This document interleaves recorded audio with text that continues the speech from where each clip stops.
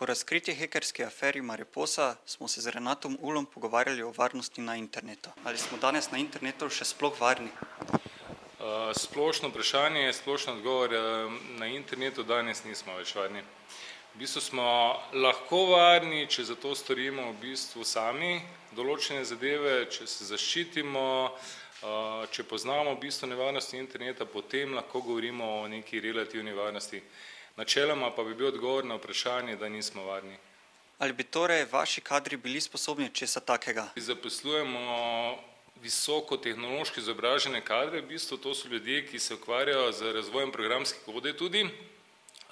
Dejansko bi lahko razvili tudi takšno kodo, ampak smer podjetja je v zagotavljanju varnosti in pa preprečevanju tega, tako da mi se s tem dejansko ne ukvarjamo, bi pa se dalo razviti kaj takšnega. In kakšne škode povzročajo hekerji s svojimi dejanji? Škode so enormne. Škode so, vi morate vedeti, da je v bistvu botnet, treba je povedati za publiko, da ne gre za virus, ampak gre za botnet, v bistvu za programsko kodo, ki so tako imenovani hekerji iz Maribora razvili in je povzročila zelo veliko škodo. V bistvu kužnih je bilo preko 12 milijonov ljudi oziroma računalnikov. Hekerji uporabljajo besedo bot, to so robotki oziroma zombiji. Vsak od teh računalnikov je potem lahko namenjen za napade na druga omrežja, za rušenje, recimo s takšno močjo procesorsko. Če zamislite si, da imate preko 12 milijonov računalnikov, vsa ta moč, ki jo lahko nekdo uporabi za takšnim botnetom, bi lahko bila namenjena recimo za rušenje Wall Streeta, za vdiranje v banke, recimo za DDoS napade, denial of service napade na velike internet providerje. Kljub nenehnim tehnološkim izboljšavam računalniških varnostnih sistemov pa so hekerji še vedno korak pred rešitvami. V bistvu so korak pred proizvajalci protivirusne opreme, pred računalniškimi podjetji. V bistvu morate vedeti, da je to en velik posel.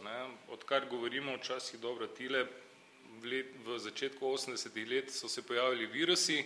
To, kar se danes dogaja, niso več virusi, ampak so dejansko načrtovani napadi na posameznike, na bančne ustanove, na sistem elektronskega bančništva.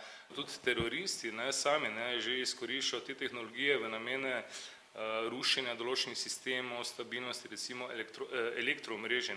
Tudi elektroomrežja so povezana preko IP-ja, torej elektronsko.